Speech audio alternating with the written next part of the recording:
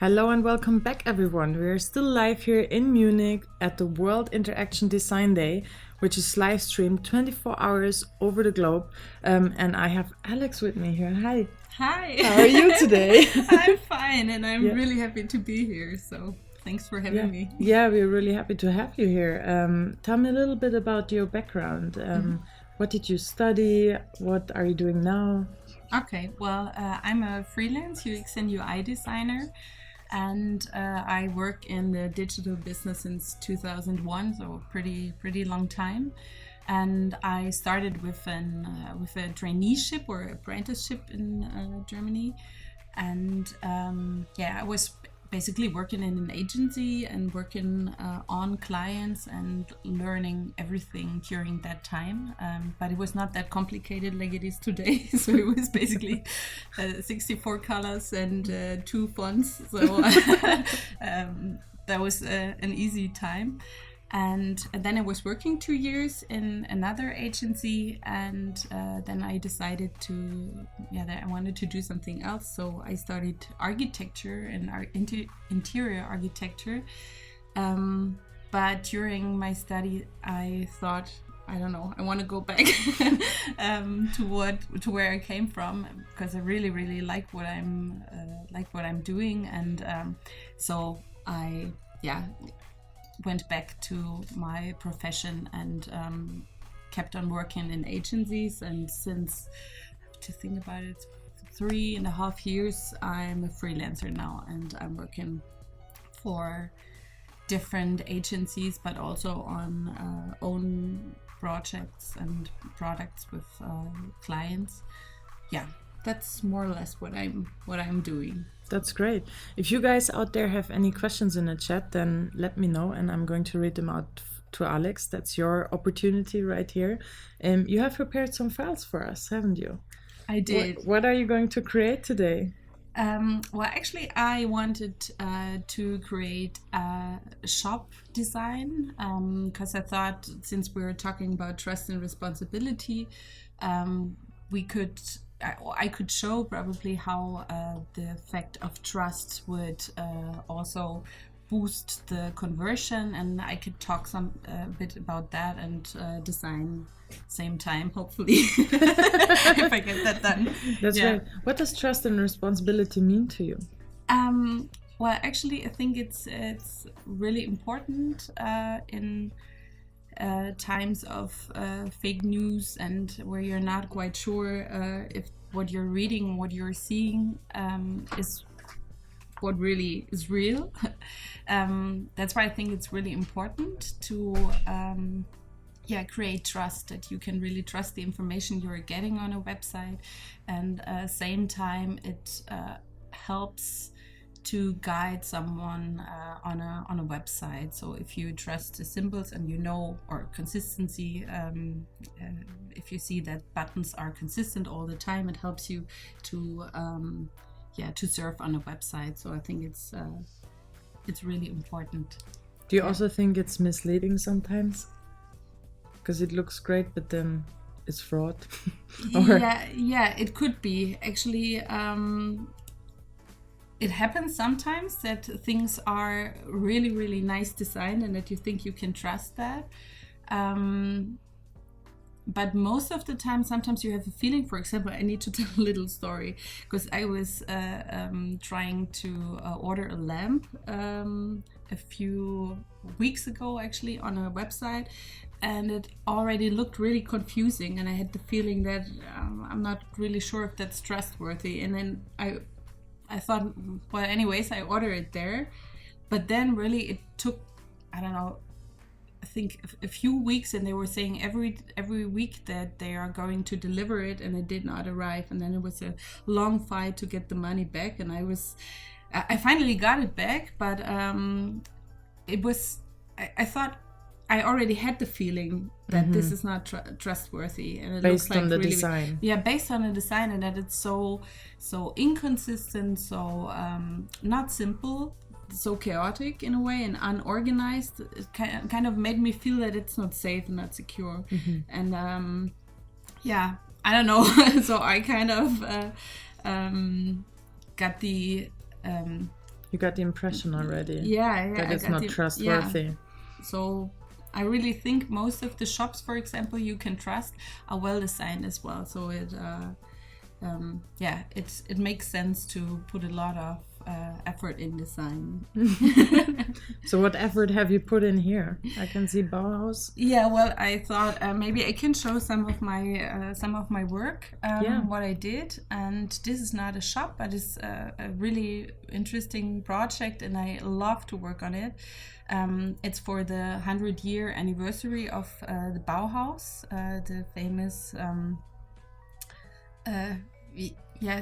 style. No, style is not a University. Really, It's a university at the end of the day. Yeah, it's a university, but it's which is famous for it's architecture and fonts, maybe. Yeah, to summarize. for example, but also for dance and choreography and everything. Yeah. And the task here was to create a website for the 100 years anniversary, which is basically also a calendar with all the events, because all over the world there are thousands of events this year around Bauhaus, and the website gives you the opportunity to search for events or to explore events, but same time to learn more about Bauhaus and about the people working there, studying there, and also the objects they created, because it's basically the way we design today is affected by the Bauhaus. It told us to be simple, to keep it really simple and clean, and that's how we design today. So it's a project everyone wants to do, I guess, as a designer, because Yes, I can confirm. yeah. Okay, so maybe I can show something. This, for example, is the homepage. So you have a big slider here where you have highlights and stuff around the Bauhaus. It could be, for example, an event, but it could also be they had, for example, an opening of the new Bauhaus Museum. This could be placed here, and also another highlight teaser.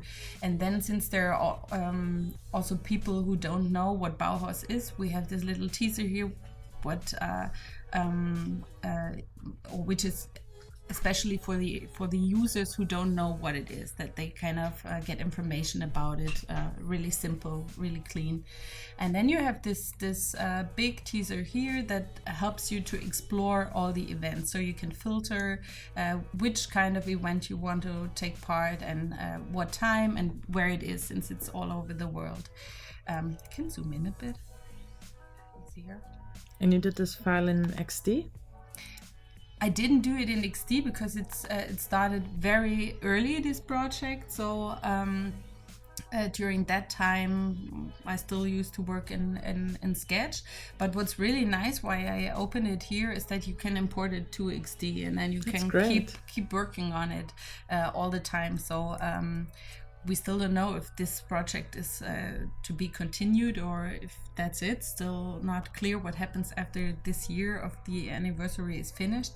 But the good thing is you can still work here. For example, I can show some things.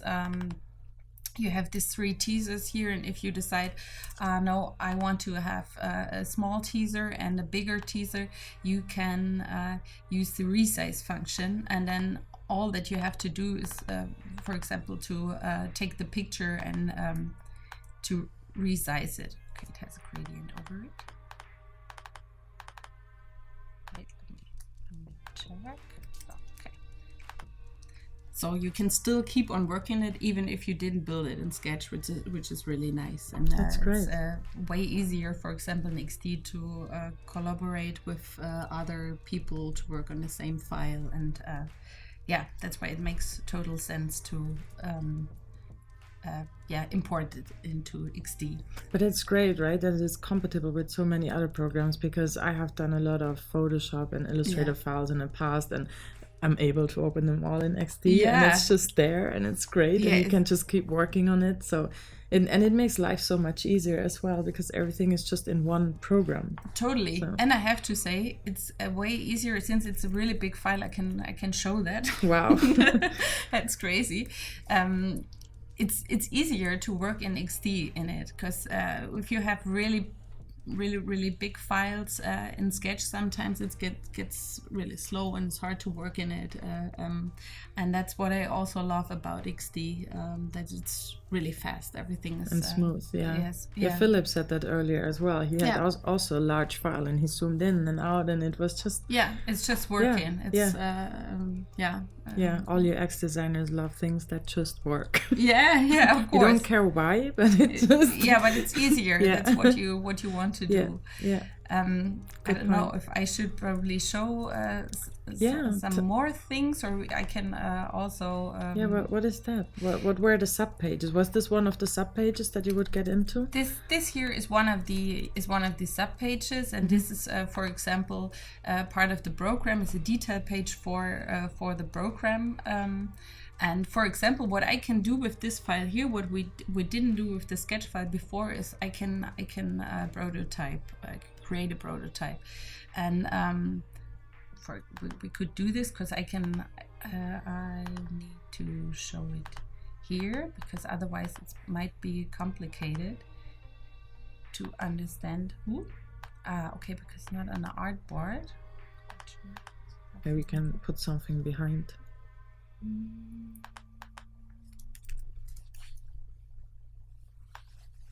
Oops.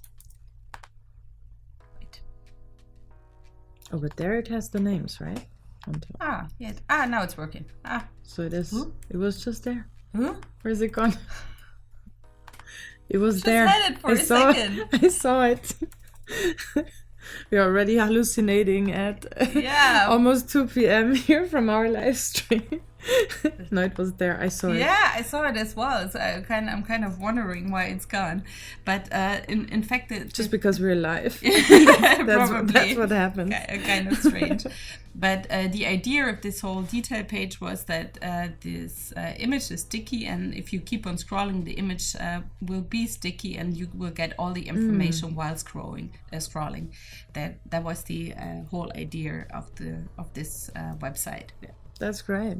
Yeah, we have a lot of people now in the chat. We have John here, Ruslan, King5, XD, or Photoshop, XD, export. Yes, different. Find something where you use the same height for every module. So I think it has to be interesting, and also to play around with the grid. Do not use all the time full width modules, but instead split it, like these two, split it in two parts. That makes it more interesting. But everything depends on the content.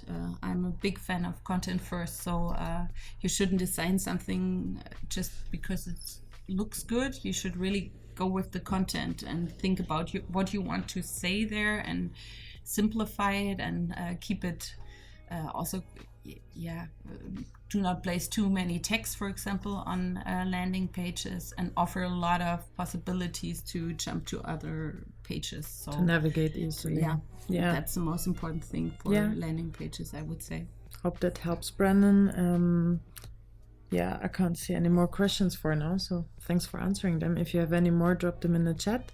But that looks great. And I could also see you have different screen sizes. So you designed it for desktop, tablet, and mobile? Yeah, usually it's probably not necessary to do it for every page, but in this case, you had to do it? Yeah, it was in the old days.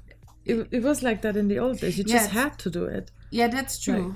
But I don't know, I still like it a lot, because this was a project where it's very important that you, can I say that you be specific with everything. So like you can see here, if you decide to give a bit more padding here for the copy, it's kind of important to define how many padding or margin is there. So that was really important for that. That's why I did it. But usually I do something, I can show this, that in the end for the development I create this year, this is a list of all modules put together. What you cannot see right now, because there I have the grid on there, so that's there is a picture. You cannot see it because it's, change it a bit because it's in white. But here you can see this is like every module I'm working with. Also, all the pictures are in white right now. And I put that together, and that's what I also do for tablet and mobile, and that defines what it would look like. And then it's just the front end is just creating that, and then later on everyone picks the module he needs from the people who are editing the whole site, and we can make sure that it all fits together. So like you can. So it's a bit like a components page where you define all your things. Yeah. Do you work a lot with components and character styles and this sort of automated things? Yeah, totally. Usually, I think in the process of the whole project, I wouldn't do it in the beginning because there you're changing everything all the time. So it makes not sense to use components, because then you, or it makes it more complicated, and it's not that the design flow is interrupted because you're structuring everything. So I would say, if you feel like, okay, the way I go now and the definitions, for example, of headlines and stuff are fine now, then you can start to use components and to use styles and colors and everything. So, but it's helping me a lot because you can see the difference then if you use always the same buttons, for example, or you define links and use the same headlines. It makes the design, how do we say it in English? Rund. In German, it makes it complete. So then it has a really nice look in the end. Yeah.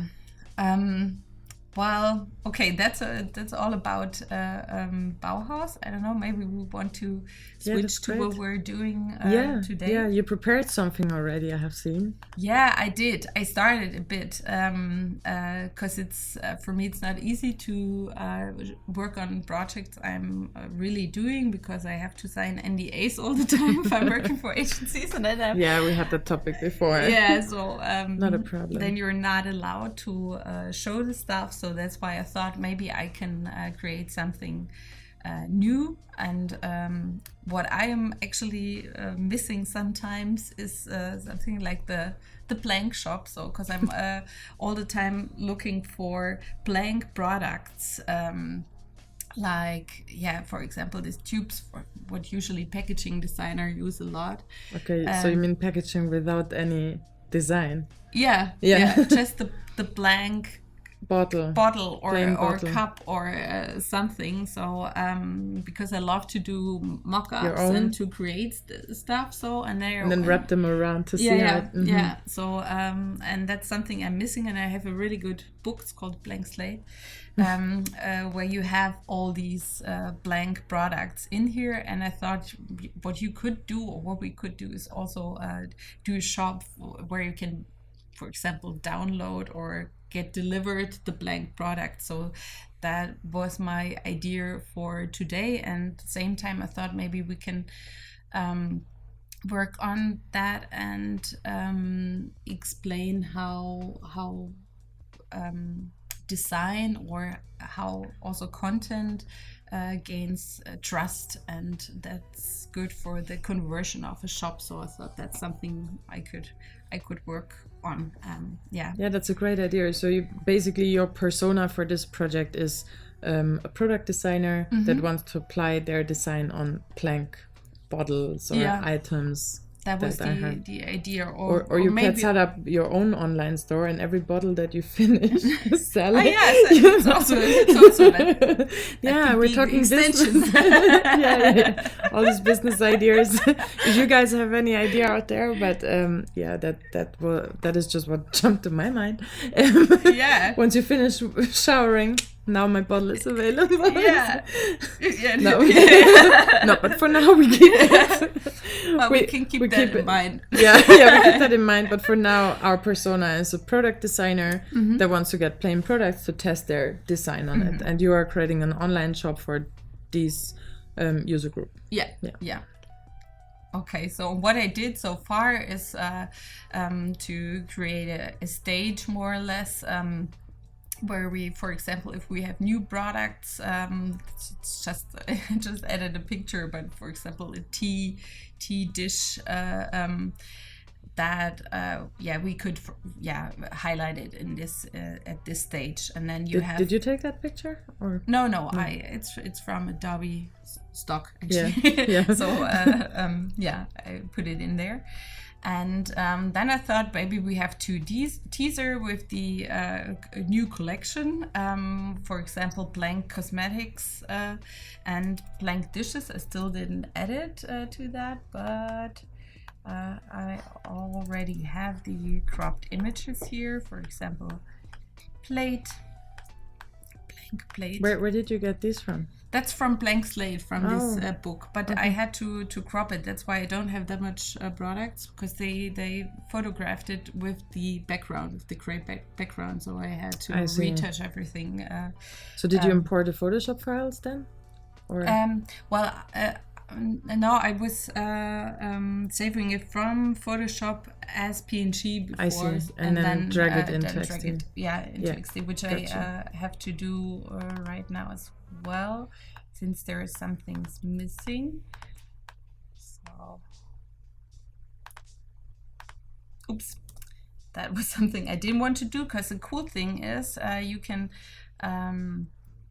also drop it in a mask, and then the picture is masked. But at this time I wanted to be like solo, because I want to build something like a little mock-up of dishes. So usually I would add some shades and shadows in here, but I didn't want to focus on that, because I thought maybe we can focus on the footer, because that's something which is really important for shops, because there's a few things that will boost your conversion. And one of the trust symbols in shops, for example, is to show payment methods. So for example, if you offer PayPal and MasterCard and Visa card, you should definitely show it. You can do it in the footer, but you can also do it in the content area, for example, here, just to highlight it, because this will gain trust, because a lot of people are using PayPal, me as well, and everyone is or knows that it's very safe to use PayPal, and so it will gain a lot of trust that somebody is. Have you done user research about this? How many people actually look into a footer? I didn't do research on how many people look at the footer, but I know from another project, because I did a self-service website for 1&1, which is a company which offers contracts for mobile phones and also telecommunications company. Telecommunications company. And since we did the self-service website there, we knew that a lot of people are going to the footer, because the hotline was placed in the footer, and everyone was looking at the hotline as well. So I think if it comes to shops and to retail. To retail, a lot of people are looking there. That's, for example, to place a hotline is, for example, another thing that gains a lot of trust and is good for the conversion, because even if you have a chat, it still feels that it's not a real person, because it could be a chatbot, and a lot of people think that if there is a telephone number, then they have the chance to talk to someone, not face to face, but it's different. It's not virtual anymore. It's different experience. Yeah, and that's why that's something that is very important. But it's I mean, it's good for your job to show that hotline, but same time, it's difficult for example, for big companies like the one-on-one. It was a problem because they had a lot of people sitting there on the hotline, and they try to reduce the calls because it's very expensive, and try to implement how can I say that? With a chat functionality. Yeah, chat function, and not really a chat. At this time, it was, today we would say a chatbot, but it was a few years ago. So you could answer Automated questions and so FAQs. No, not really like a FAQ. It's more like not a multiple choice in terms of that you have to choose the right answer, but you had to answer questions, and if you answered the question, the next question was more detailed or more specific on the first question that you answered. So the idea was that you could help yourself. Mm-hmm. And just in case that you didn't find the right answer, then you had the possibility to use the hotline, and that was working really well for them. So we knew afterwards that that helped to reduce calls. Yeah, great. Okay, so. Yeah. Are there any regulations? You are based in Germany, right? Mm-hmm. In Berlin, you said? Yeah. Yeah. Are there any regulations what has to go in a footer? No, not really. I mean, the imprint is really important all the time. I think that's the only thing that you have to have in a footer, or because you have to have it in a website. And I'm not quite sure, but I think it has to be visible all the time.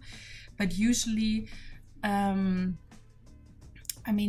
usually you try to show parts of the navigation in the footer which you don't want to have in the navigation in the header, I would say. So you're trying to put this into the footer, and also all kind of service information, I would say, is also most of the time in the footer.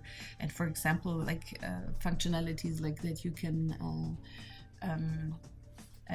register for a newsletter and stuff like that. So everything which is service and security, more or less, I would say, is in the footer. So yeah, for example, in this case, I would say it would be nice to get some information maybe about the store. I don't know, it's a small store, so it has no careers and no jobs. Sorry, but just to put some placeholder text. Put something there. But what I would add here is a little FAQ that you, for example, add some questions. What if I don't like the product? Which links you to another site where it's answered. We have a few new people. So Veronique has some Windows issues. Gal is helping her. That's great. Thank you, Gal. Rita is here. Hi, Rita. Anyone else? Lena is here. Yeah.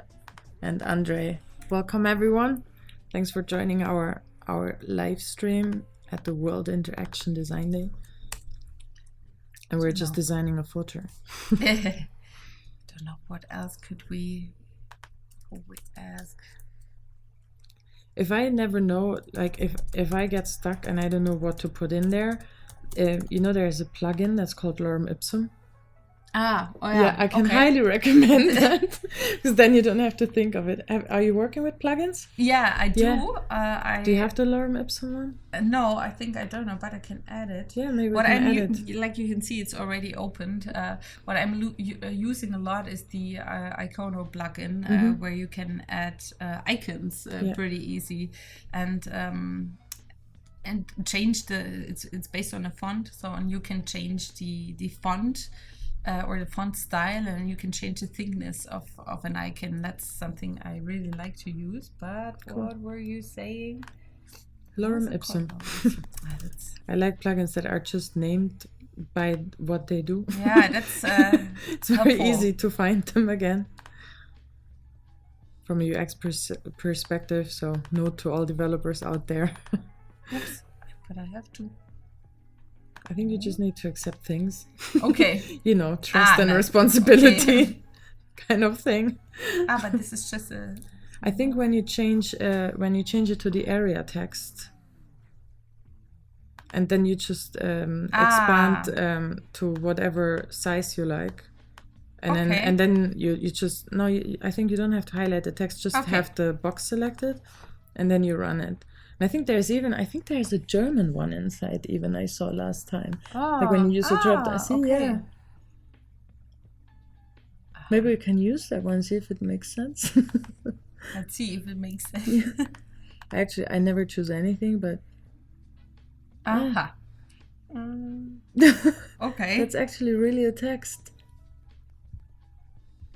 I'm impressed.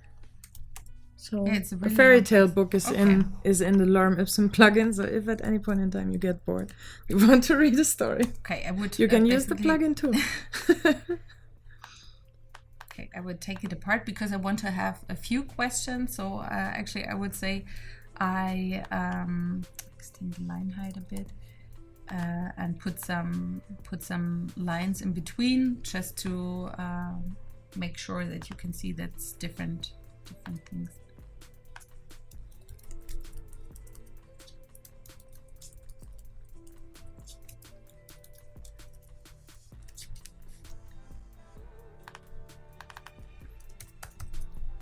So I would call that FAQ. And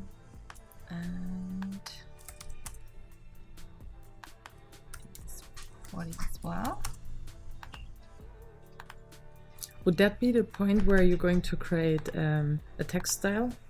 Like a character style? Well, I already did it because I already had some teasers here, so that's why I decided to create character styles.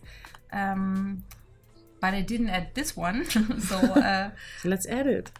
I can add it. It's pretty easy, and you can even give it a name, right? Yeah, I can. I usually don't do this because it's... I always do. Otherwise, because I find they look so alike, especially when your text is the same color. Yeah. So I always give it like headline or navigation bar headline or footer headline or something like that. Okay. So I'm usually not using that many text styles, I have to say. Oops. Okay. That was the problem if you already highlight the box. So, oops. Sorry. But you can just click in here. For example, that's my headline 1, that's the headline 2. So I could name it. In this case, since I didn't have that much character styles, I thought, it's maybe easy to keep it like that because I basically like the styling of it because I can see the most important things, and that's for me the size, the font size, because everything else, and here you can see the style. So it's a really nice design, actually, to interesting to hear. Have control over everything. So and what I would add as well here is or let's say more inspiration.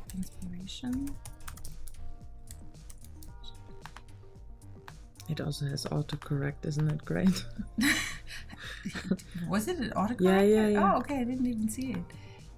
Well, no, it suggests something, or if you have misspelled something, it changes it. So that's pretty good. Yeah. Especially if you're not working in your mother language. So makes it even. It helps better. in any language, I can tell you. You're right. Okay, here you can enter your email address, and then add to cart. I need to check. Just see, I'm using grid very often. Just see that's pretty. Is that an old habit of yours as well, using the grid functionality? Yeah, but I need to say, for me, it's very important. Yeah, I know a lot of people are just designing and putting everything everywhere, but I'm from the start. I try to keep or for example, which is really strange, I don't like to use lines. I usually build a box with a 1 pixel height because I don't like that lines usually have this dot 5. They're not rounded, so you know what I mean. Yeah, so yeah, and I yeah. want to have everything exact. So that's also something why I don't like to use lines. Okay.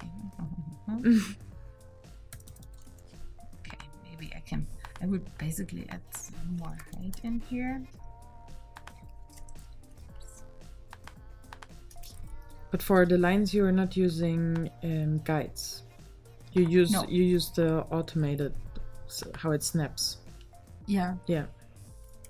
That's really helpful, isn't it? Totally. I really love that feature. So, okay, that's something. And then I would probably place here some social media icons. I would say one step back. Oops, that's nothing I wanted to open. Oops, sorry, I'm sorry. Illustrator is starting. Okay, let me check. But nice example how you can copy and paste across from Illustrator into XD. Yeah. Maybe. Yeah. Everything happens for a reason, you know. So Yeah, I can show that. your computer just decided that now is the time. I actually don't need that icon. But I why don't not? even know what it is, but I can show it. There it is. There it Yay. is. It's working. Okay, but I need something else. I need the Instagram, for example. Do you have your own icon library? Yeah, in this case, I'm using different. So I'm sometimes using the icons from this plugin. Then I use a lot the Noun project. I'm also I'm registered there, and then I sometimes create it on my own because I don't know, I love to work on icons and to rearrange it or to usually I think it's very often that even if I take an icon from the Noun, that I keep on working on it and changing it a bit. So do you change it in Illustrator or do you change it in XD? I change it in XD. Yeah, already. Yeah, it's pretty easy. You can change a lot of things there. So what I do usually when I have an icon in XD, I always create a component out of it. And then when I have it on every single artboard, and then at the end I get back to it and I fine tune it, then it changes it everywhere because you have the instances.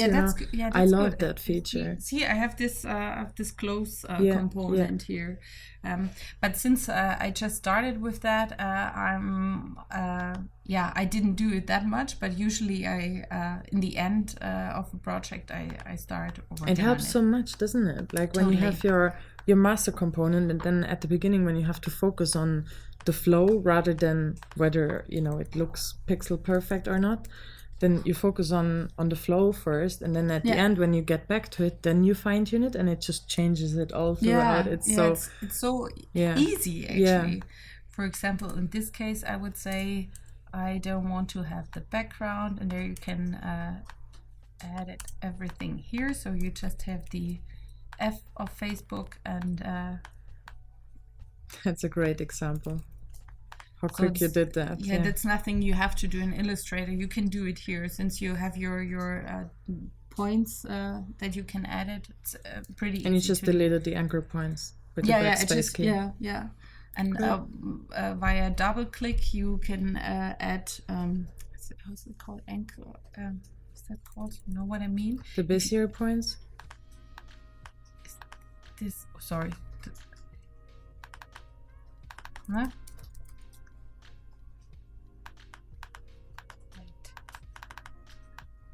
Huh? Sorry. No? It's because I started a new one. Sorry. I did it 1,000 times. So I'll start here from you. But for example, if I build a form here, see, that's what I meant. Yeah, the now you can start to. How's it called? Bezier. Bezier. Okay. and then you can create the shape you want to create. So that is really easy. That's what I said. That's why you can create your own shapes. It's not necessary to work just with rectangles and with circles and stuff like we did it before. Yeah. Okay, so and then I would say in my footer I would like to add. Angelique is here. She's saying hello, greetings from Holland. Hello Greetings to from Holland. Germany. Rita is saying, doesn't it bother you working with a mouse? We're not working with a mouse. You're working with a trackpad. Yeah. How do you usually always work with a trackpad? Yeah, I have to say. Really? But I was thinking, I have my mouse in my you bag. have a mouse? Actually, I have it, but just because my trackpad isn't working anymore, because I don't know, there's some sand in there all of a sudden. Okay. Since Greetings to Apple. If you have a spare MacBook. Could you help me? For Alex? Yeah. No, but I worked really for a lot of years. I did just work like that. So even all when of you my do project- icons. Yeah, everything. Really? I'm pretty fast with it. It's kind of you get I've always used to had it. vacuum. I can't work without a vacuum. I can't work with it. It's, Really? yeah, I know a lot of people are doing it, and I'm sometimes. I've always worked with vacuum. Always. Okay, Yeah. you can. For me, it's really complicated to work with it. It's, all the time that I'm doing something I didn't want to do. Maybe I'm it's always because- scared if I start a new job in an agency and it's standing there. I'm like, oh, shit. But I'm impressed how you can get it that precise without vacuum. Okay. Because I mean, I can do obviously simple layouts and stuff, but then when it comes to creating icons, I or like doing things in Photoshop, like I need my vacuum. Okay, I think it's just something where you get used to. In the Yeah, beginning, I've never had a mouse in my life, so I've only ever Yeah? had vacuum. Oh wow! So okay. I can't use the mouse. Like when I saw a mouse, I'm like, no, what is what is that? That's also a thing. When I'm working from home, I have a second screen. So, and if I work on see. it for a week, I'm so used to it. It's pretty hard for me then to work just on a laptop. Everything is smaller. Yeah, it's smaller, and sometimes you have you work on layouts which are 1920 pixels width, and then it's hard because you cannot see it in 100%. You are all the time. You don't see the real size, and then the first time when you see it in real size, it's like, ooh, these teasers are so big. So it makes it sometimes more complicated because it's kind of or it's important for a UX designer to see everything in real size, because I agree. you need to know what's in the viewport. You need to make sure that it's not just one thing that you're seeing, that you also see that you keep on scrolling. I know a lot of clients who were saying all the time, people are not scrolling because the stage is too big, and then we had to make sure that there are all the following modules are already in the viewport, that you can see that you can scroll down to get more information. I don't know if that's really true that people are not scrolling, but I've heard it very often, and we've seen it also in usability tests. What I do, I don't know. Do you also work with the XD app on your phone? I think that helps so much. Yeah. Because you can actually really see, and sometimes when you do user testing, people think that's the real thing. You're like, no, it's just a cloud document. It true. Finishes at some point. You haven't ordered that yet. It's not coming to your house. It's difficult, I think, to understand. So. But it's cool because you actually see it. You see the real sizing and stuff. Yeah. I think that's Totally. a great tool. I think if you're working on a mobile project, it's really important. Yeah. Because otherwise you don't have a feeling for it. I would never get a feeling for the font size, for example, if I would just see it on my laptop. Yeah, because you always zoom in and out. You can always read it. Yeah. Like you can't really automatically zoom in, and then you're trapped. in your own design. Yeah, totally. And what's also cool, if you're using the app, sometimes you're using fonts where you think, for example, I'm all the time using more or less 16 pixels font size for a copy. And some fonts are different. It seems to be smaller. And if you use the app, then you can switch between also other websites just to compare how it feels. So because sometimes if you're so concentrated on your design all the time, then you don't know what it has to look like or what it feels good, and that makes it easier to compare actually. Okay, then I would say here I would place we have Paul joined us. Hi, Paul. Place a hotline here and say call us, and it makes probably sense to make it bolder and bigger that everyone can see it.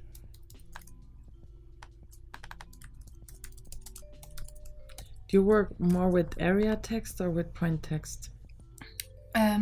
Actually, I like the area text because I want to make sure that the text is in a grid, and sometimes if you switch the alignment, then it's just easier if it's already in the width you want to have. For example, it makes no sense here, but if I would decide then later on, no, let's keep the whole the teaser and the whole text on right aligned, then it would be easier to switch.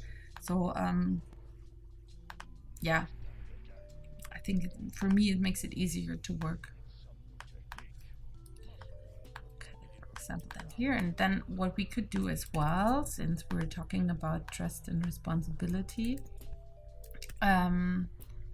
we could do the cookie cookie banner. I was baking cookies. Which one are you baking? Philip baked the macadamia nut one this morning for sure. Oh, just for you? Yeah, no, for himself. I think that's his favorite. Yeah, I love chocolate cookies. Chocolate chip? Easy. Yeah, chocolate chip. Okay, so we have to share the cookie. Philip has his himself.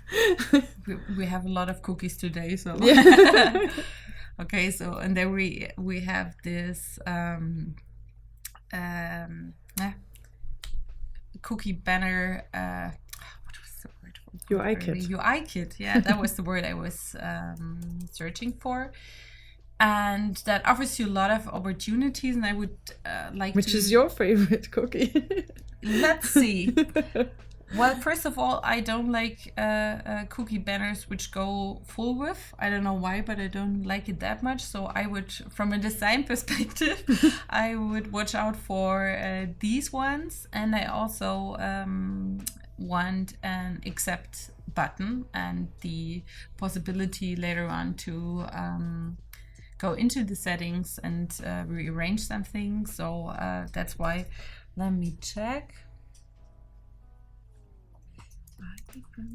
I don't need a symbol here, but I can take that.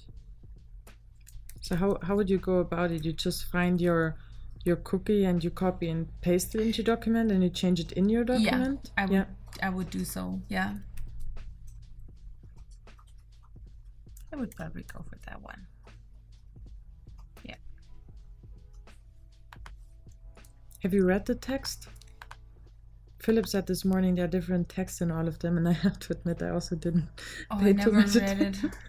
See, I'm the first one just clicking. It's that designer illness, right? You just like, it's text, it looks pretty, whatever, it's styled. It's like, I know I should read it more actually. But I think it was a good point that Philip made, that the content is different of the cookies, and then obviously you can customize it as well. But to get started with, that's helpful. So that was another point. Not only the design, also the content of that cookie. Yeah, it makes. But isn't it? It's not the same content in here. Okay. Oh, okay. Wow. Okay. I see. Okay. So which cookie do you think is relevant for your shopping experience? I would take that one. Well, actually, I'm thinking about if in my shop if we need it, because usually where you need cookies a lot is if you want to customize or personalize information. It's why you need it. For example, what I showed before, the Bauhaus 100 years anniversary, there, for example, was easy. If we could use cookies, then we could make sure that events are shown to you which are close where you are living or where you are currently are, and that's good for you. It's something that helps you to get the information that you really want. In my shop, I'm just thinking if we need that much cookies. I think for now, later on in the payment process, I would say if we could add, for example, we know in which country you live, or for example, which currency you're using based on which country you live. Therefore, we would need it. And I would go for this one here. Copy it to my document. And then I would start. Would you make it a local component, or would you keep working on it? Because I like, can you see the link symbol, how it's linked? When you select it, when you click on it? Can you see this link symbol? Yeah, it means it's linked. So if you go back to the origin document, to the UI kit, and then let's say you just want to change the background color to something, whatever, like, change it. And then you, just change it to something stupid. So, sorry, I can't do it. No, to something obvious, not stupid, but obvious. And now if you go back to the, I think when you save it, you need to save it first. Oops. And then when you go back to your document, see, then it shows, and when you hover over it, like when you hover over this one, then it shows you the change, and then when you click on it, you accept it. That's pretty cool. So you can accept the change. It's almost like accepting cookies. Yeah. It's brilliant, isn't it? That's really cool. Yeah, so I you didn't can know that function. Okay. Yeah, you can work like in your source document, so sometimes it's very helpful when you work with colleagues, and like one is doing, let's say, an icon set, and you just keep using the icons and you're taking care of the flow, and your colleague is like changing the icons, and then you can just accept the change of that icon, and then it just makes it throughout your entire document. That's I think that's really helpful. Yeah, pretty helpful functionality. Yeah, if you keep it as a separate document, but you can also, like Philip did it this morning, you can also make it a local symbol, so it's not linked to the original file anymore, and then you can just create your own. Okay. But yeah, that's just another thing if you don't want to have it, like, I think in particular when you work in visual design and you try out different colors and you have like 5 times the same cookie just in different colors, let's say, then it's good sometimes to have it in a separate file. Yeah, definitely. Because it has true. nothing to do with the actual shopping experience, as such. So sometimes it helps just to keep things tidy. Well, I think especially if you're working with a lot of people, then it's pretty easy, because you can say you concentrate on that area and I do something else. Yeah. Okay, so I would change it into my color, or actually I have, like you can see here, I already have that gradient. And since you can't read the text anymore, change it into white. And then, like you can see in my layout, I'm not using rounded corners. Corners, yeah, that's the word, yeah. Rounded corners. So I would take out the corners and put it into black. Well, actually, I probably would take this button out, take it out there, because I already have that one. This is a component, so I would place that here and change it into, no, I forgot what, okay. Or accept. Okay, accept, okay, sorry. You're always accepting copies. Okay, yeah. And yeah, that's a good thing when you're using components, and it's pretty easy to put it here. For example, if you feel like I already have a lot of buttons in here, if you feel like I don't want to use uppercases, you can let me see, go to the master component, which is here, and for example say Sentence case or something. Look like this. Then all of them change. And then all of them change. So that's really nice. But you can, like, I can see here, or was it just? Let me check. I know it's the same. Strange, because I see something another color here. But you can also like this morning, Philip also had something in black, and I was like, "Is it gray?" And then he said, "Oh no, it's black." So I think it's because of our light here. Yeah, probably. It's really strange, because I thought it's a dark green, but it's not. But I wanted to say, it's black. What I wanted to say is that it's also possible, even if you have a component, to change the color only for one button, for example. I would always recommend to, if you use secondary buttons or you need another color, then to create a component of the secondary button. But in case it's just for one button, then you can do it at the component. But usually I would say create few components for all the buttons you're using.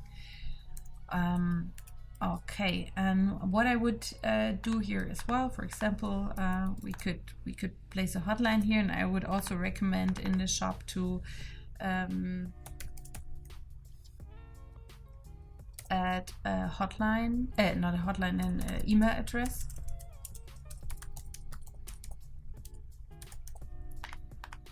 And the last thing, what I said, I would probably here at the payment methods.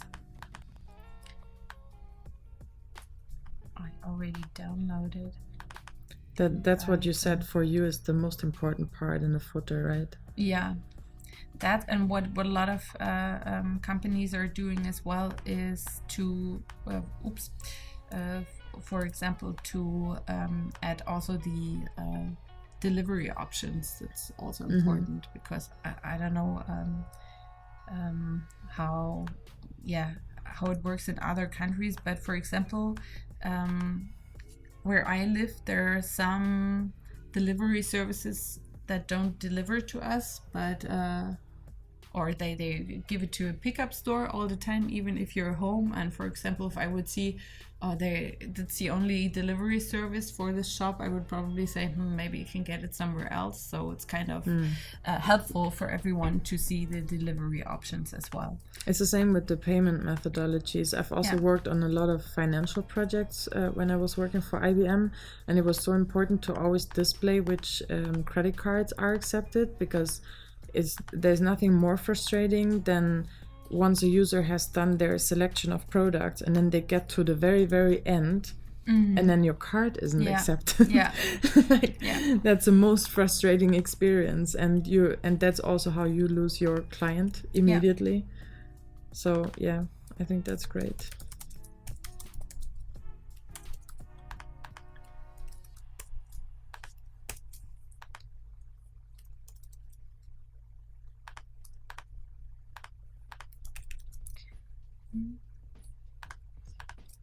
Yeah, Paul is here having a conversation with Tim. I'm having a conversation with Alex. Okay. Well, probably I would, I don't know if it's allowed, but I would probably try to at least... Let's see if someone from MasterCard is watching. Yeah. I would add Grayscan. Where did you get the logos from? Is there any page that you can recommend? Some you can, some of the logos you can, for example, still get on the websites of the companies. So usually you should do it like that. Just create your own payment I have to say, since this is just a project which is just for here right now, so I usually just Google the name for MasterCard and then SVG. So and then you have this wiki website you can go on. So and there you can get all the logos. But if this would be live, I would check before, and I would basically check the websites of the payment companies, and would get the logos from them. So usually they have a press section, and there you will find all the material that you need. So I would check that. Yeah, that's something also which is really, really important for me, for example, that which also comes with responsibility as also as a designer, that you really pay for the icons you're using. And that you don't use logos which are from websites that are not really official. So I think you should really take care that you... Yeah, it's your responsibility as a designer to get it really from the true source. And that's really important. And even if it destroys your design, for example, if you choose to add pictures to your website and you have to add the copyright, then you should do it and not just take pictures from people that you don't know. And I think that's very, very important, because otherwise we I don't know. Or use Adobe stock like you did here. I think it's very, very important, because we want to get paid for everything as well. So I think all the people who are doing icons and illustrations and fonts, for example, things should get paid as well. So that's very important. Okay, so what I wanted to add as well is PayPal. Where did I have it here?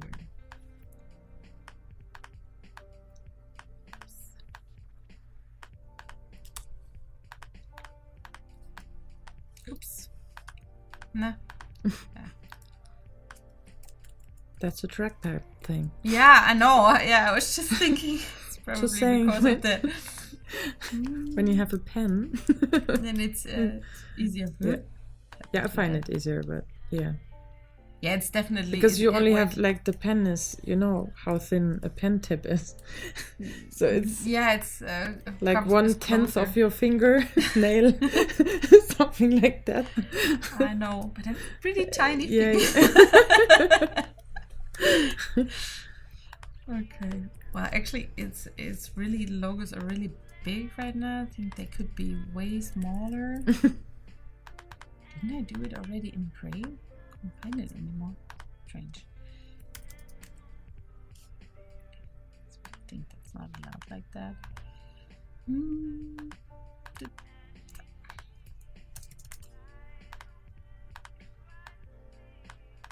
Do you always grayscale them? Yeah, because I like to keep everything clean. I think my designs are very clean usually. And I mean, it's a footer. It's okay if there's happening a lot of things, but I don't know. It kind of, because you already have like a color code for the website you're working on, and I feel like if you add a lot of logos in their colors, then it gets really, really colorful. And, I don't like it that much. We have Jadira. Wow, is this new? I don't know. Adobe Live worked at 8:30 a.m. Where in the world are you? Where is it 8:30? On the East Coast, maybe? Could be. Okay, so... Well, we are working from Germany. 24 hours today. We started in Australia and now we are in Europe, and we're going to hand over later to the US. So that's our 24 hours live stream for the World Interaction Design Day. Sorry, zoom out a bit, because otherwise it will be masked.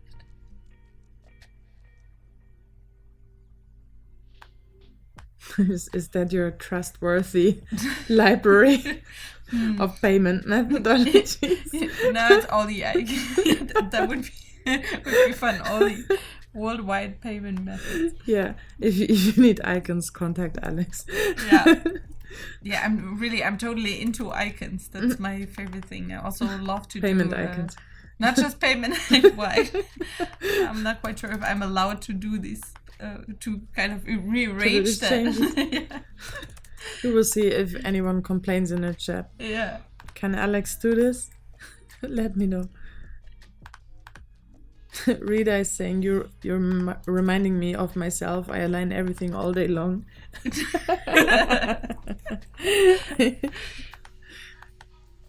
Okay, so more or less, I think it's a bit too light. I'm not quite sure if you can already see it in the chat, because sometimes. Yeah. Okay, can you see? Okay. We see everything. Okay, that's good. So. And if we don't, we replay to watch it again. Okay, that's pretty tiny now. So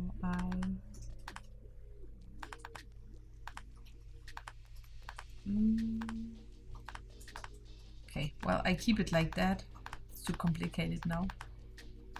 Also, the trick is to hit the command key. Okay. Like when you hit the command key, you can select a symbol which is within a group directly. Oh, okay. Yeah. Okay, it's easier. If you want to try. It's too light, everything. That's what I see right now. No, with the command. Yeah. Okay. Yeah. Okay. Little tip. It's working. Thank you. You're welcome. Okay, but I keep on working on something else. Otherwise, it gets too boring. Okay.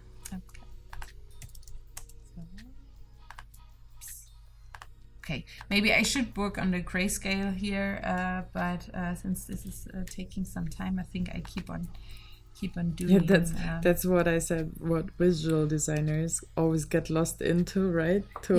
Like, oh no, here pixel and there pixel, and it's really not that easy. And it's first and foremost not relevant for the first draft. No, because I know. If you do like user testing to find out the core bit of your design, whether it works or not, this is not necessary. No, it's true. So, but it's still kind of difficult to change the way you work. Yeah, so I know. But you can train yourself. I also did that. I trained myself. Yeah. Yeah. Because I was talking yesterday to a colleague as well when we were talking about how we design, and if we or when we are trying things out, how we do that. And I was saying that even if I sometimes have the feeling that's not working when you're working on a grid, or thinking about if you put the sub-navigation on the left-hand side or on the top of something, then you have to rearrange a lot of elements. Yeah. That I still, if I have the feeling, it's not working, I keep on doing it very quite precisely. Yeah, very precisely everything, and then I kind of delete this page later on. But it's, I don't know, it's just it's just difficult. Well, okay, so but more or less, I would say we have a footer. Yeah, that would be the footer. What I would do with this cookie banner, if you click on accept, then I would say this is like a sticky element, so that you can still reset your settings. But then you would need a button to not accept, right? Yeah, there's something missing. Because if you don't have an option, you don't have an option. What was the other word? Don't accept? Yeah, okay, we can do don't accept. Decline. Decline was the word. Okay, but I would do this as a link. Okay.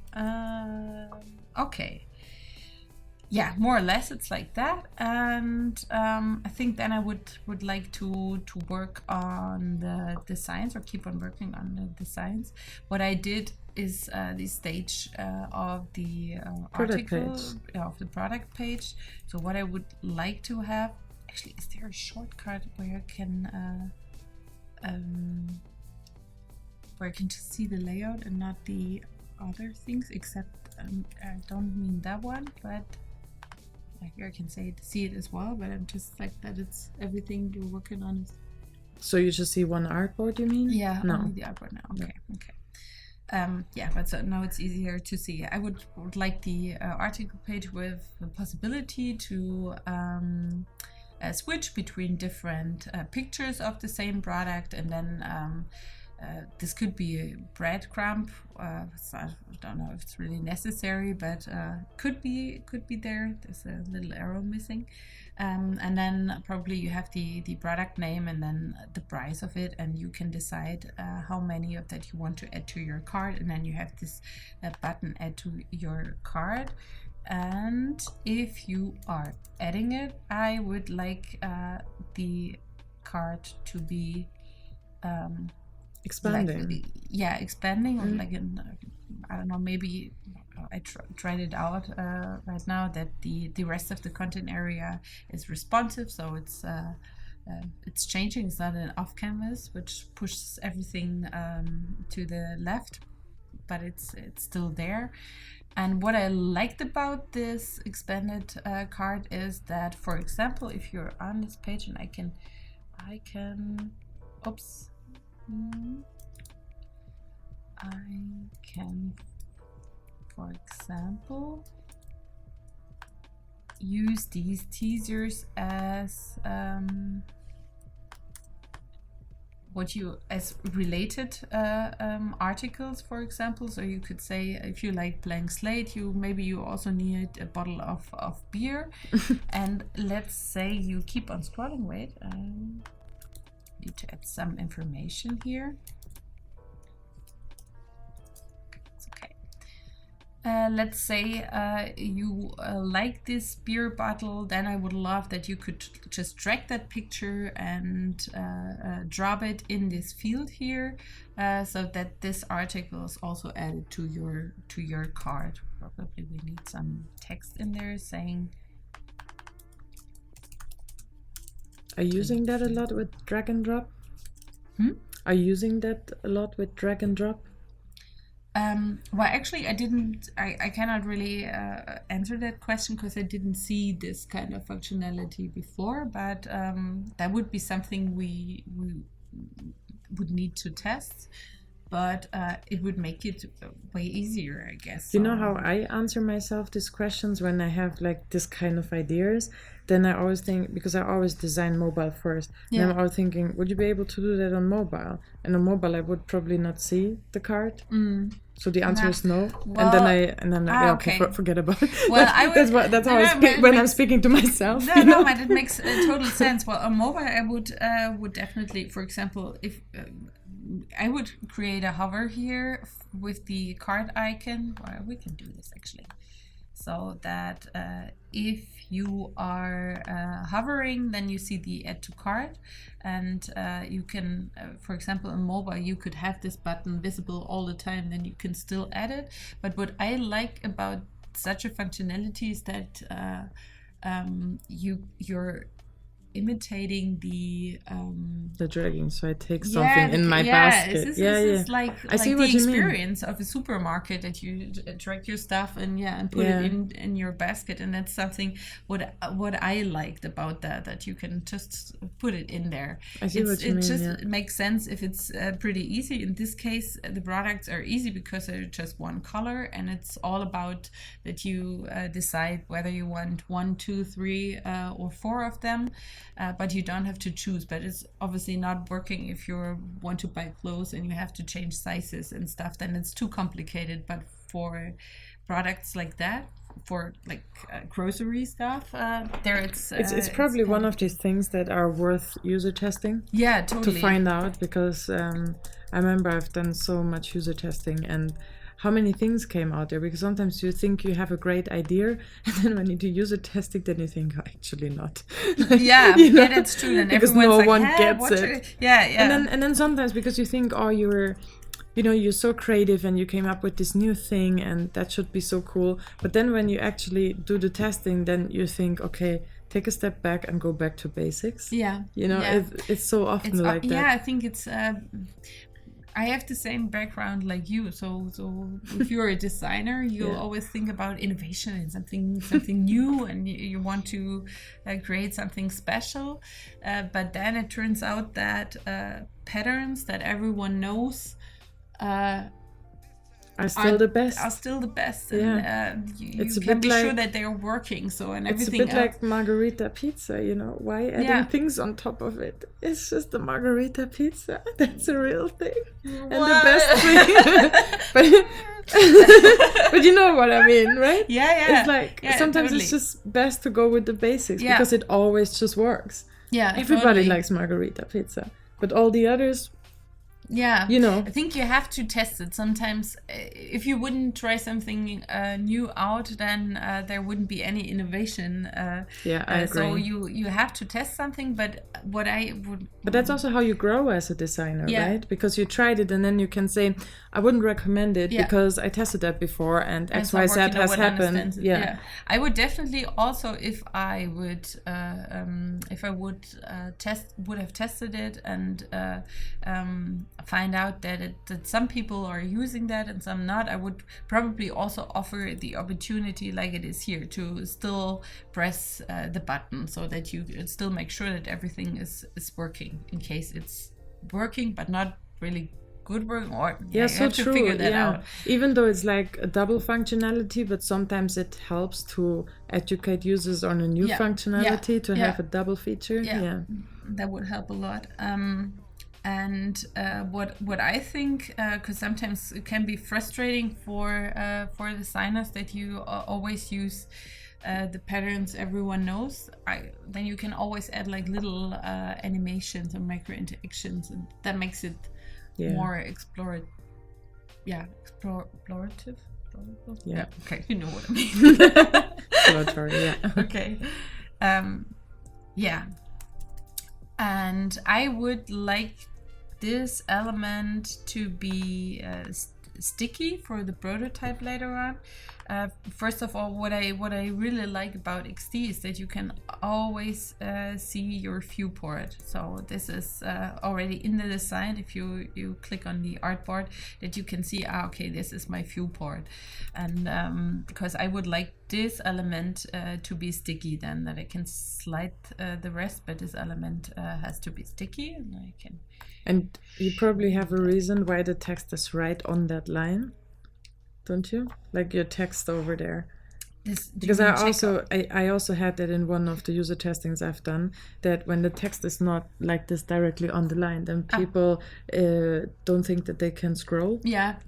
That's important all the time, that you have the feeling that you can keep on scrolling. So I always check out. I mean, you never know. The problem sometimes is when we're designing it without the function bars in browsers. So usually you have less space. It's shorter, everything. So that's why you need to do not just usability tests. You need to do that as well, but you also need to test what it looks like if you see it in a browser. So have you used the share functionality before? I did. That helps as well, because that gives you the bar, doesn't it? It's right totally. there. So that's true. That's true.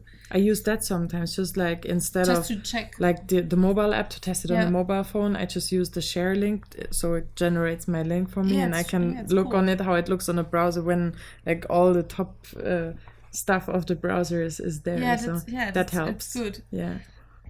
You still need to know, because some people have more bars there in the browser, so it's flexible. That's the main problem when it comes to digital design. Everything is flexible. Flexibility. But you have to make sure that even if it looks good, that you don't have just a stage and it looks like you cannot scroll. I think that's very important. So we have some new people joining. I don't know how to pronounce that name. Kissy, Ben. Jason, Sylvia, Johan joined. Hello everyone, welcome. Hello. Okay, and what I would like to test now, how it feels. That's what it would look like in a prototype, and I don't know if you saw that, but you know it. But you can. But we should show it. Yeah, we should show it. I know it, but we should show it. We're such poets. So, for example, in the prototype, you can choose the elements here which you want to have to be sticky, and then you can pretty easy just click here, fix position when scrolling, and then this whole element is fixed, and now you can see what it looks like. So, and that's what I meant. So you have your article here, and it's already added to cart. Probably this button would change then afterwards, and then you, for example, have the spear buttons, and then for now we can't do this in XD, but in the prototype. But if you would drag it in here, and it would be placed here, that would be really cool. But you already get a feeling for now what it would look like and feel like. And what's really important is that you have this checkout button visible all the time. So it's also good for your conversion that you keep your user reminded that you can check out and buy that product. Okay. But what you could do is you could design the experience with the button that you have added, so that you click on a button and then the bottle appears here. Yeah. You know, okay. Going back to basics. Okay. Yeah. Well, then we can do that. I have the checkout screens already here, and I'm usually putting some inspiration next to it. What I would like to look at. Mm-hmm. Okay. So we just need to copy that artboard, and then, for example, if you press that button on prototype mode.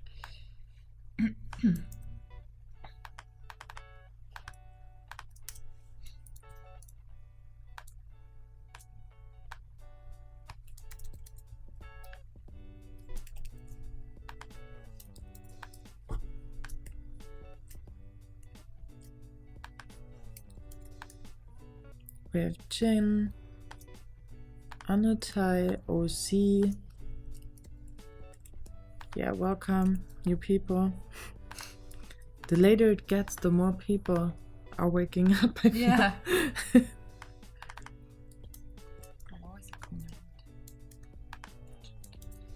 Okay. So I still leave that here, but then we could do this auto animation.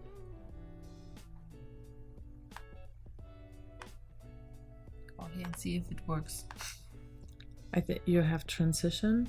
You had selected transition, so yeah, no worries. Okay. It's just my eyes see everything. Yeah. Okay. That's true. So, okay, let's see if it goes. So I have my blank slate and I add that to cart. Oh, and the shade is The shade is like okay, but I need to place the bottle there. But you can just turn down the opacity of the bottle, of the shade in the second artboard, and then it disappears automatically as well. Okay, yeah, that would be That's great. usually what I do when you still want. So I mean, you could delete it entirely, but then that means it's just gone. Mm-hmm. But when you decrease the opacity, then it changes it automatically, so it decreases it whilst the animation is going on. So I need to double that. That's what. No, the shade should be a separate. Looks like it's a separate layer, isn't it? Yeah. I know what you mean. But actually, I wanted this product to still be here. I thought it was. I see. Okay, but now it's working. Okay, because I was just wondering why it's missing. So okay. Because you shrinked it. Yeah. Yeah. And now it's working. Yeah. Okay. Cool. Okay. What I forgot to make sticky is this element here. Something I need to rearrange. It helps to put things in groups when you want to make them sticky. Yeah, that's true. Make it easier. It is a group already, but I think. But is everything a group? Yeah. Yeah. Group exposition. And the group has the same name on But both. I know it's because here it's not in the group. That was the problem. So okay, I actually like Now it that should work. process of prototyping, that you need to find the bugs, why it's not Yeah. working, what you did wrong. But and it's then so gonna- easy, isn't it, to Yeah, figure totally. out? It's Because I just mean, intuitive. not mentioning any names, but I have been in other programs like trying forever and ever until I literally gave up. Whereas in XD, I never gave up because you Yeah. always figure it out why. Oh yeah, yeah, and then you just make this little change and then And then it's working. Yeah. Cool. So I really like that if something comes alive. Okay, and I need to see, because I think we could also can I can add a hover to it, right? A not hover yet. state? Not yet. Okay, but Not yet, but on user voice we can see that it's under construction. okay, cool. So cool. whoever That's wants cool a hover functionality. status, keep voting for it. Yeah, please.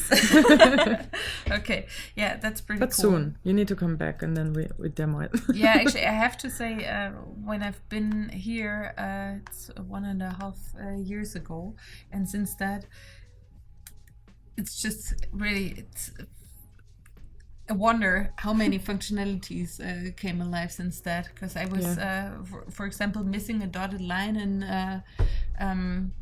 it's there now. So yeah, here we have a very busy team in San Francisco, in Bucharest, and in India. So thank you all over the world for these features. Yeah, they're working really hard. I mean, every month we have a new update, and every month something new is added. And every month it gets smarter and smarter. Yeah, totally. And that makes fun to work with it, because you can decide, or you can vote for the functionalities you are missing, or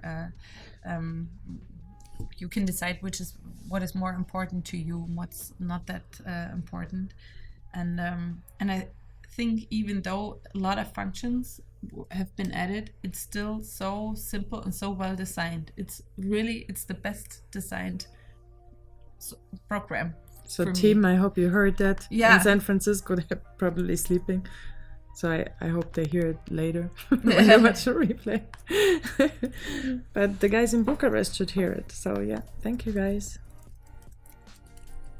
We have Ben saying, I wonder how far we are away from XD becoming similar to Adobe Muse codeless web design, instead turning the interactions into real authoring. And KingFi is saying, thank you, Alexandra, for your great lesson. Thanks, Adobe, for the great software. I like Adobe Live very much. We do too. Thank you. Yeah. Okay. Okay, what I would do now is to design the whole checkout process. So once you decided to check out, then I would love this thing. I need to rearrange it, because I would like that to give that an animation and to expand forward. So how do you do that? I would for copy, everyone out there. Hope it can it works. I would copy it to this board. Let's see if it works. And the trick is that by copying it, it has the same name. The other option would have been that you just give it the same name as the one. Okay. Yeah, so it's still, I mean, it needs to be the same object. So that's a rectangle, right? So if that's a rectangle 1, 2, 3, and the other one is rectangle 4, 5, 6 or something, then just make sure you both label them rectangle 1 and then the other one rectangle 1. So as long as they have the same, as long as the layers have the same name, then XD thinks, because XD thinks this is rectangle 1 on this page and this is rectangle 1 on this page, and then when you choose auto animate, it calculates the difference, and that's how the sizing happens, because you tell it that it's the same thing even though it looks different. Cool. Well, that's cool. That's way easier than, because yeah, you don't just, have just to. saying. Yeah, okay. Yeah, I understand. Few tips. Yeah, thank you. On the side. Problem is I have to work same time and listen. It takes a bit longer. That's fine. Okay, so let's see if it works. Okay, that was fast. That was not auto animate. But I thought I did. What was wrong now? that any. Maybe you know what also helps. What I put usually in the animation, I put it up to 5 seconds because that's the maximum you can input, and then you see very slowly in a ridiculous time what it's actually doing. And obviously you would never show that to someone, but it helps you to understand whilst you prototype what you're actually doing. Okay. Do you see what I mean? So yeah, okay, now I see it's not working. Yeah. no. Okay, so let me figure. Rectangle. Is it because in here it's in a group and in here it's not in a group? Yeah, that's probably the reason. So it thinks it's a different element because XD sees the group as the group, and then the other thing. So if it's that out of the group, so you either have to ungroup it there or you have to group it there and give the group the same name. I did ungroup it there because I don't. No, I need it sticky. But I can. It doesn't matter because I can make it sticky without the group. So okay, so let's try this again. And then take. No, that was wrong. Wait. Okay.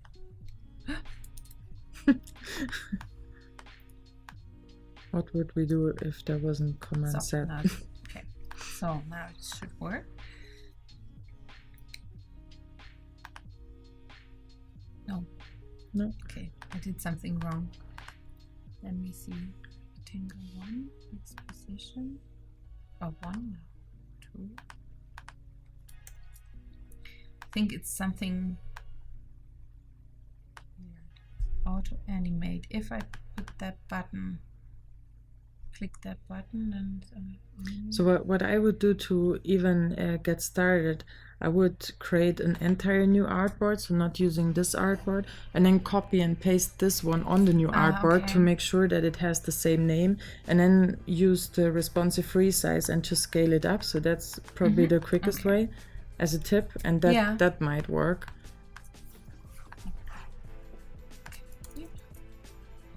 So now I can remove. Yeah, you remove everything that you don't need. Yeah. And then this one you can just scale it up with responsive resize. Yeah, it's on already.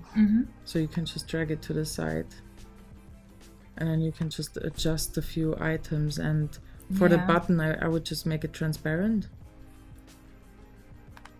And then it's gone, basically, but it's still there. Yeah, I'm thinking about, because I need a continue button anyways. Okay. So you can just change it. I can change it into continue, and what I would love, and you would put that on, that it's disappearing on transparency 0, right? Yeah, cool.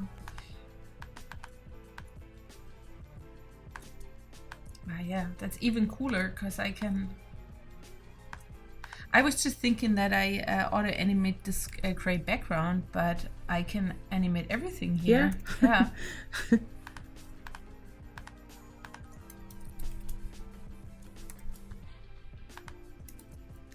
Okay. Well, I try to do it a bit quicker and not. No, I don't need this. I just need this.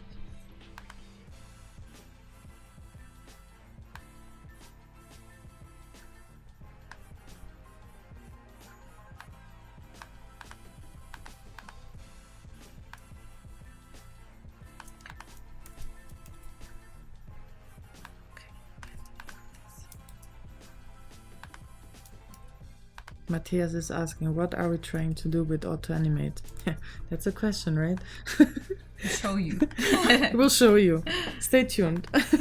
Ben is asking, it looks like they're trying to get the white bar of the card to extend all the way out to the left. Kind of. Nice summary, Ben.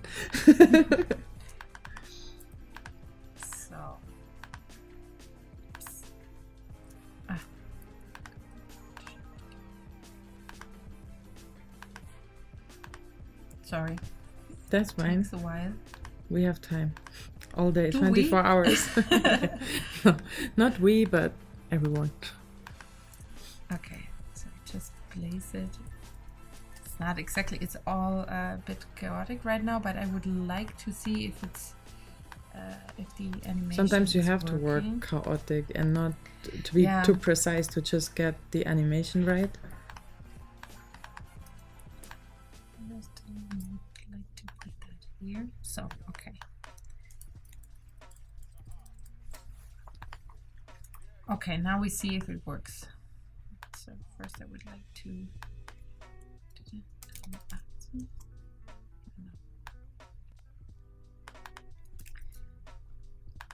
okay, well now we show you what we are trying to animate. Have so you first, wired it already? Have you wired it already to the new artboard, or is it still going to the old artboard? You're right. We have the same what problem. did I? Yeah. Okay, wait. No. Yeah, you're right.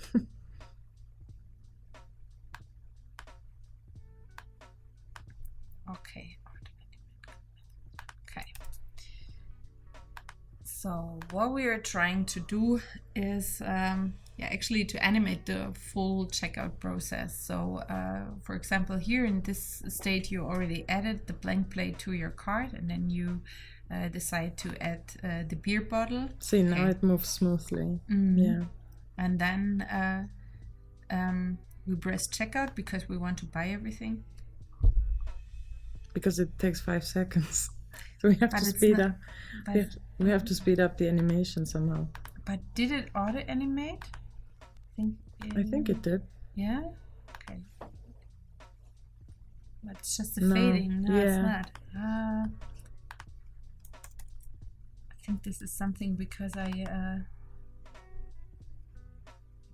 rectangle. I need to put that in here as well. And then it's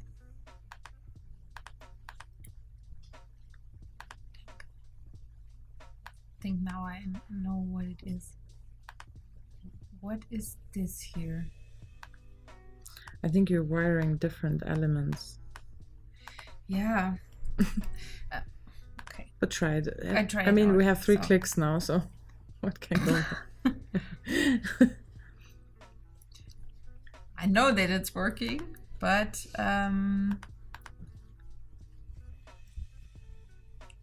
okay. I just wonder if the names are different. Yeah, I think I was rearranging something here. That's why it didn't work, but usually it is working. So, okay. Let's start again. So maybe we try it out a bit earlier. Is it still in the same group as over there? Yeah, it was not in the group. It was outside. But you're right. I could put it in the group here as well. So to be on the safe side, because then it's I'm sorry. That's fine. I mean, that's how real life works, right? You try and try and try. It's not pixel perfect. And Adobe Live is here to showcase this.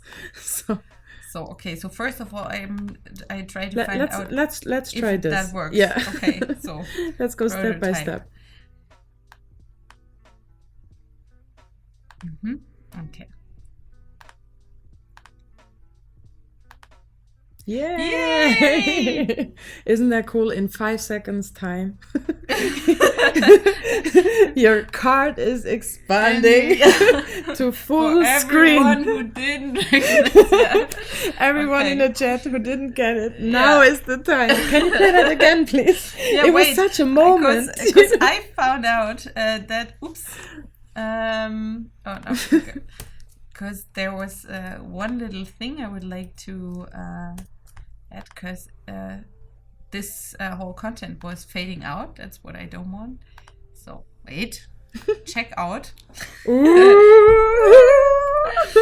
Cool. Now I can rearrange everything here. That's pretty cool, and I kind of I can speed up everything as well. Yeah.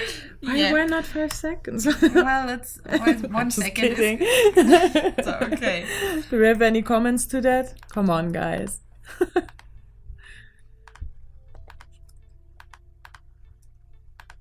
Okay, there's a language I can't even read. That's great, but I can't help you.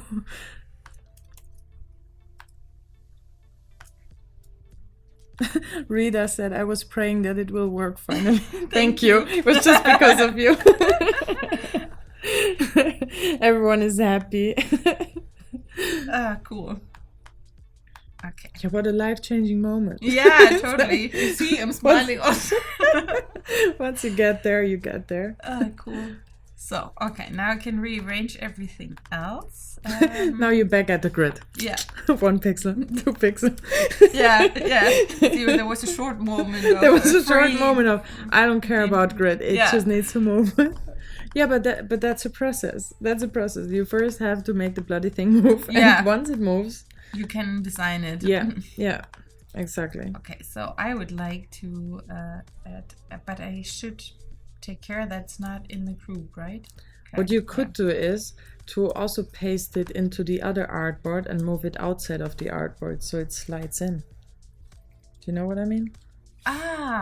That would be another cool. We make everything move now. Now that one thing moves, we make everything move.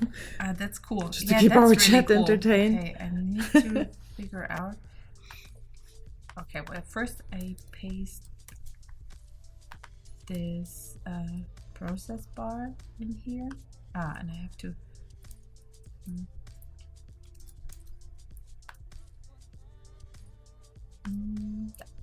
Yeah, let's play it and see what happens. And then. Okay.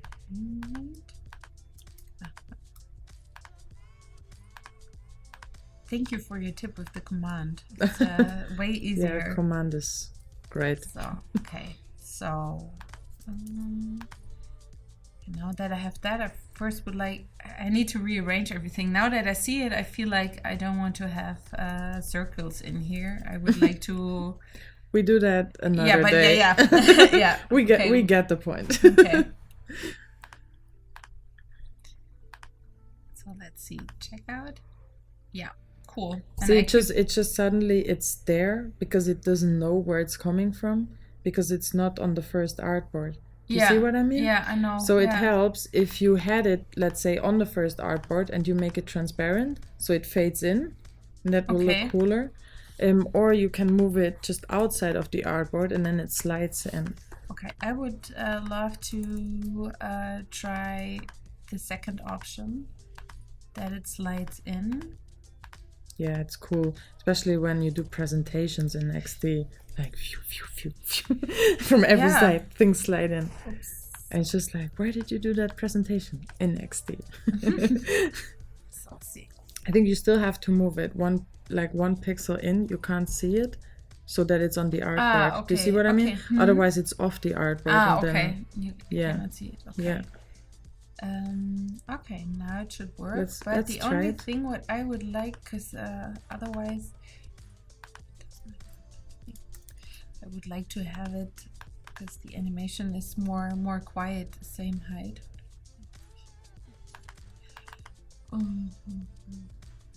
Pixel perfect. Yeah, I know.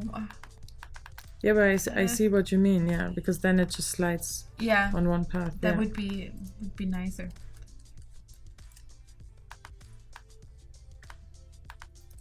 You want to change the top one anyway. So, yeah. No, but not now. So okay. Tomorrow. Okay. So. Whoa. Yeah. Cool. See how it went in? Okay, and this needs another color, and this checkout would change to the button continue, so that you we've still more things to add. For example, here that you can change the number of but that again you need to put on the first artboard as well. Okay. Yeah. That's always the thing when you start animating things. That's why you should design first and then prototype, I guess. You know what I often do when I do these animations? I actually work backwards. So I would first design this one and then go back. And then go back. Okay, yeah. Because then you just move things out. Like you go back and then you just move all the things out or make them transparent. And then you wire it back in the right direction and then it moves. Yeah. That's another tip. That's what I do very often. Yeah, that's true. That working would backwards. help a bit. Yeah. So, okay. But since we don't have that much time anymore, I would just... This button will change as well, right? Then to a big continue button. Yep. Okay. And then I would love to have another color here. Okay, yeah, I need to rearrange everything. Nimanja is saying she's designing on the touchpad. Hurts me just watching. I'm sorry.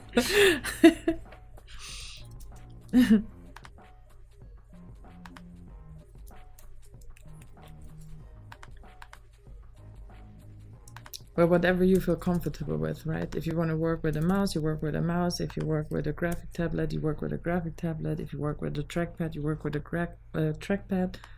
Important thing is that you work. Yeah. So. I think actually the same, because if it works for me, so Yeah, if no one that's is fine. forcing me to do it No. with the trackpad, No. then and it doesn't make me more slowly or something. I'm just I'm kind of used to it. I have to hear the design starts again. I have to figure how I would like to do that. I think that's too colorful, but I want to have another color in here.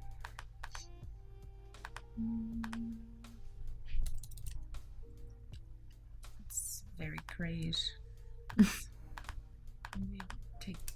Probably you cannot see the difference. Yeah, and I think I would like another progress bar in here, which is based on rectangles.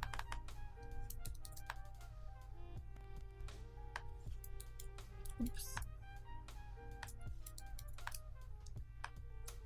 Maybe more something like that, but probably with an icon.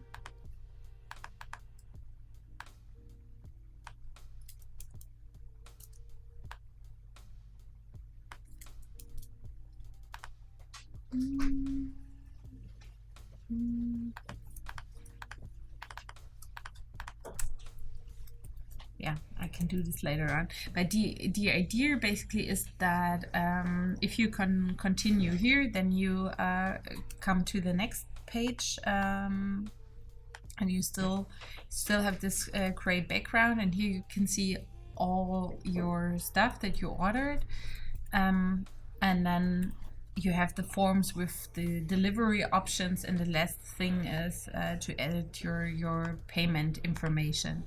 And you always have the chance to close it. So what would you say? We have about 5 minutes left. What tip would you give to our viewers out there? What a proper checkout process is? What are the usual steps that always have to fit in to make it trustworthy?